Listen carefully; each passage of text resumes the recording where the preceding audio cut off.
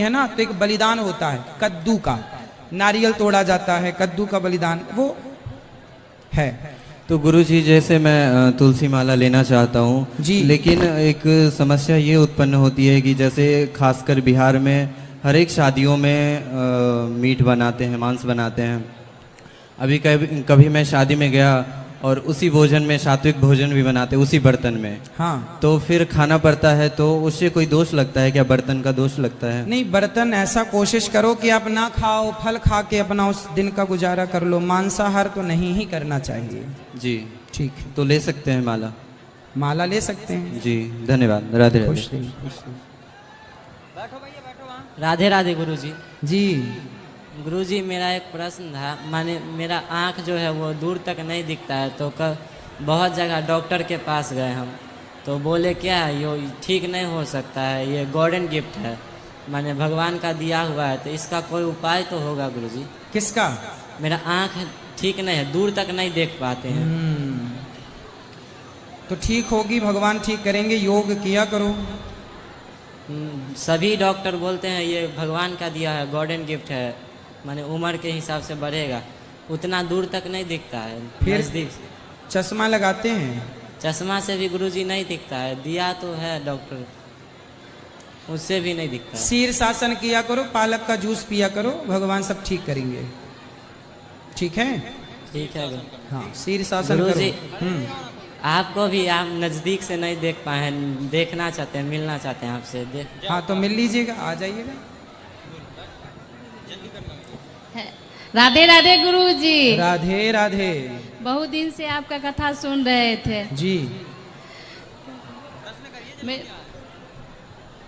हमने बोलो बोलो बोलो, बोलो बोलो, इनको बोलने दो। अचरा के अंदर नहीं छोड़। ठीक है।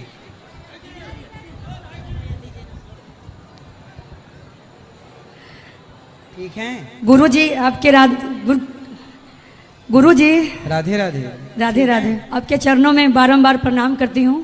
खुश रहिए। जी जी बाबा। गुरुजी, प्रश्न ये है, जो द्वारिका नगरी जो है वो समुद्र में कैसे जो है कि चल गए, और इसके बारे में हमको आज तक कोई बता ही नहीं रहा है, तो ये बात जो है कि मेरे मन में बहुत दिनों से जब भगवान श्री कृष्ण अपनी लीला पूरी करके जाने लगे ना, तो भगवान को लगा कहीं हमारी द्वारिका नगरी का कोई मिसयूज ना करे, तो उसे पानी में डुबा दिया था। जी गुरुजी, आपके लिए दो लाइन में गाना चाहती हूँ। गाओ। मेरे उदयपुर मेरे बाबा तेरे दीवाने आए हैं, भर दे झोली ओ मेरे बाबा तेरे दीवाने आए हैं, भर दे झोली हो मेरे बाबा भगिया जगाने आए हैं।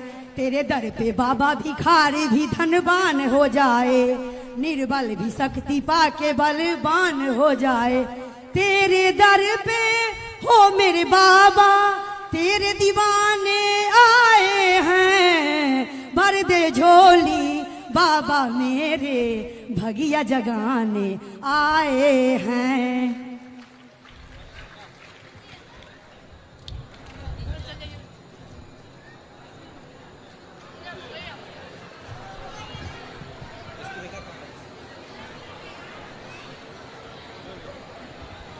राधे राधे गुरुजी। जी, मुझे आपसे कुछ प्रश्न पूछना है। पूछो।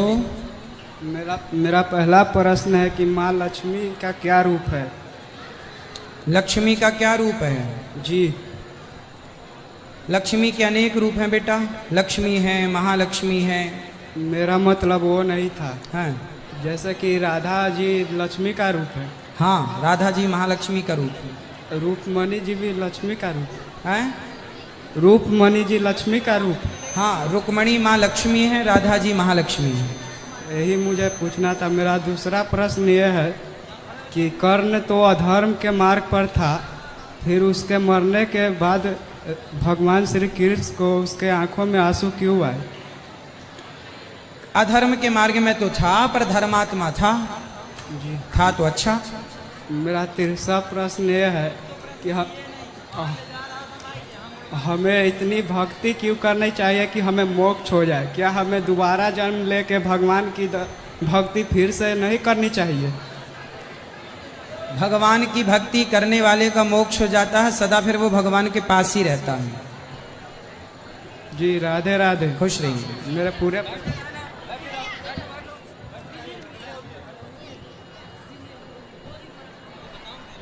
राधे राधे गुरुजी। राधे राधे। मेरा एक भाई है जो माँ का कहना नहीं मानता और नशा भी करता है। कहाँ है? उसको बुला लीजिए, बीच में बैठा हुआ है। क्या नाम है? अजीत। अजीत, आ जाओ भैया। अजीत कहाँ है? चलो, जब तक लेके आओ तब तक इनसे बात कर रहे हैं। जाओ ले आओ, फास्ट तुम लेके आओ उनको, जाओ। गुरुजी, जैसे हम जन्माष्टमी करते हैं और मतलब कि गांव में लोग बोलते हैं कि अगर एक बार छूट गया तो दोबारा नहीं हो सकता है। नहीं, क्यों नहीं हो सकता? अच्छे काम बार बार हो सकते हैं। ठीक है।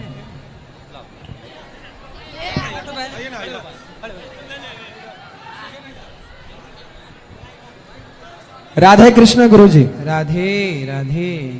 गुरुजी, मैं आपका कथा जब सुनता हूँ तो आप अलग अलग से आई हुई माता को जब उनसे परिचय करवाते हैं जो वो उनका बेटा छोड़ दिया है तो कलेजा छल्ली हो जाता है। मैं उस बेदर्द बेटे के लिए कुछ लाइन सुनाना चाहता हूँ गुरुजी। जी गुरुजी, मैं अभी तक 4-5 कविता लिख चुका हूँ, उसी में से एक माँ पर कविता है। कविता का शीर्षक है मेरी माँ। बोलो। कविता है, कभी मंदिर में सिर टेकाती है, कभी दरगाह में चादर चढ़ाती है। कि कभी मंदिर में सिर टेकाती है, कभी दरगाह में चादर चढ़ाती है, तो कभी गुरुद्वारे में लंगर करवाती है।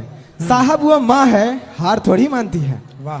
कभी नीम कभी गिलोय तो कभी दूध हल्दी पिलाती है।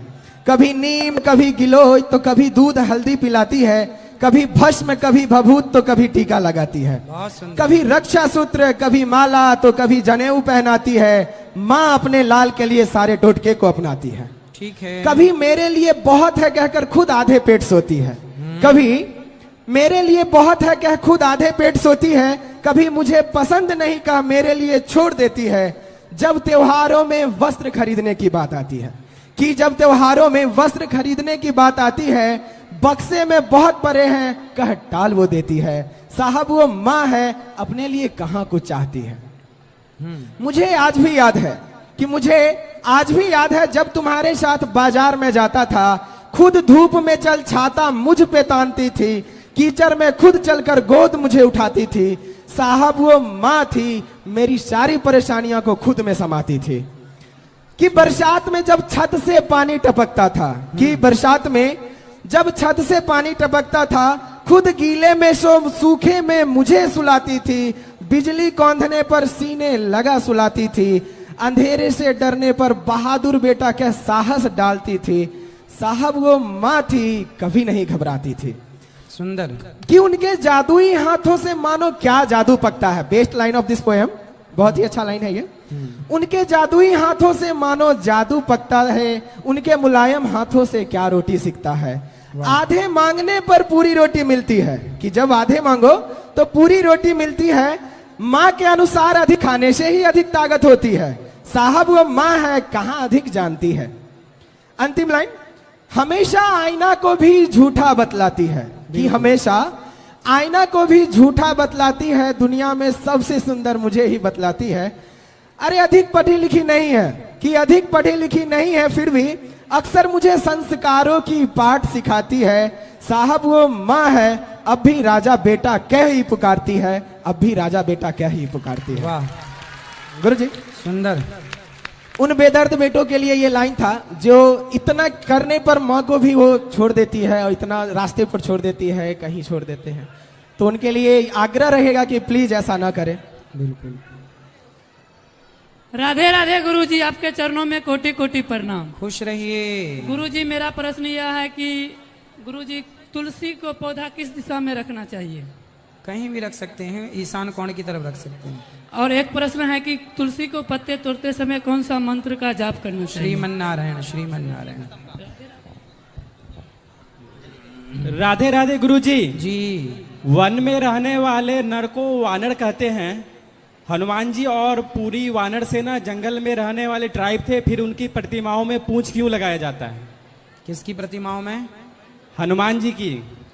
तो हनुमान जी बानर के रूप में है ना, इसलिए। वानर का मतलब होता है वन में रहने वाला नर।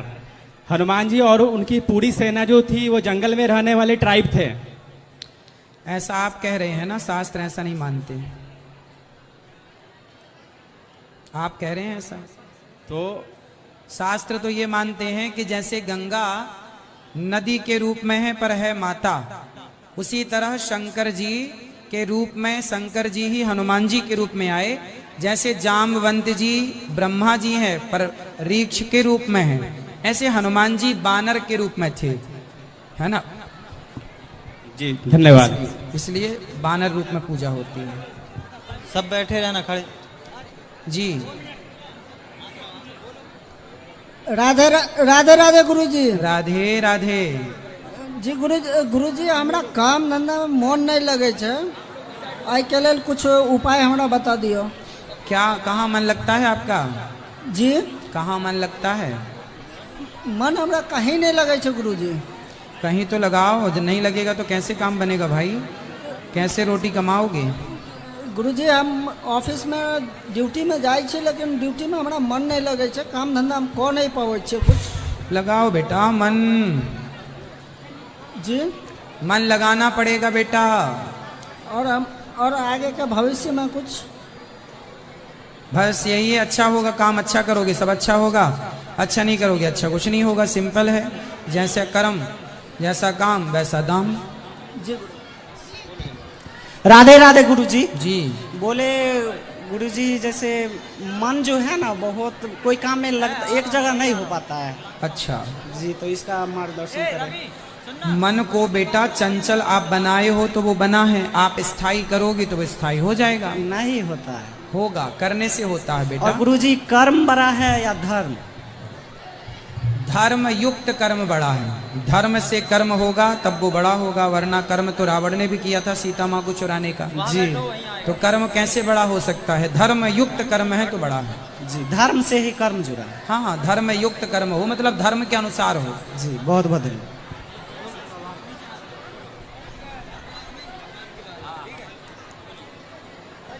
छोड़िए ना, हेलो हेलो। राधे राधे गुरुजी। राधे राधे। जय श्रीमन नारायण। जय श्रीमन नारायण। आपके श्री चरणों में कोटि कोटि प्रणाम। खुश रहिए गुरुजी। मैं आपकी कथा 2-2.5 साल से सुन रही हूँ। हाँ। तो 2 साल से मैं मीट मछली हर कुछ छोड़ रखी हूँ। हाँ। और मतलब 2024 में ही मार्च माह में वृंदावन जाकर आपका गुरु मंत्र ली थी। तो गुरुजी उसमें जो आप बताए थे तो मैं कुछ वो पालन नहीं कर पा रही हूँ, क्योंकि मैं बहुत ज़्यादा परेशान हूँ। अच्छा जी। और मतलब बहुत ज़्यादा परेशानी है गुरुजी, वो मैं ठीक हो जाएगी, चिंता ना करना। नहीं गुरुजी, वो मेरे हस्बैंड के बारे में तो थोड़ा आप बात कीजिए, समझा दीजिए उनको। क्या बात कराओ? पति से बात कराओ, फटाफट जाओ। छोड़िए ना भैया, हम बात करो, छोड़िए ना। हम क्या बात है? पति क्या परेशान करते हैं? गुरुजी ये बहुत ज्यादा बदमाशी कर रहे हैं, मतलब मेरा जीना हराम कर रखे। कैसे? मतलब कलयुगी जो जितना भी बुराई होती है ना गुरुजी, सारा इनके अंदर आ गया है। कौन कौन सी बुराई? जैसे पहले गुरुजी ये प्रेस रिपोर्टर के काम करते थे, बहुत अच्छे थे, सब कुछ अच्छा था। इधर 2-3 साल से 4 साल से धरिए ना, मतलब गलत संगत में रहकर दारू पीना, गलत लोगों को साथ रहना, और दिन भर में 10 गो गुटखा खाना, और मेरा एक भी बात नहीं मानना, और घर में 2 मिनट रहना नहीं चाहते हैं, और ना कोई काम धंधा में मन लगाते हैं, और सिर्फ भागते रहते हैं इधर बात उधर। कराओ, चलो बात कराओ। राधे राधे गुरुजी। क्या नाम है आपका? अनमोल भारती। अनमोल जी। अनमोल हो आप हैं, तो पत्नी की बात क्यों नहीं मानते?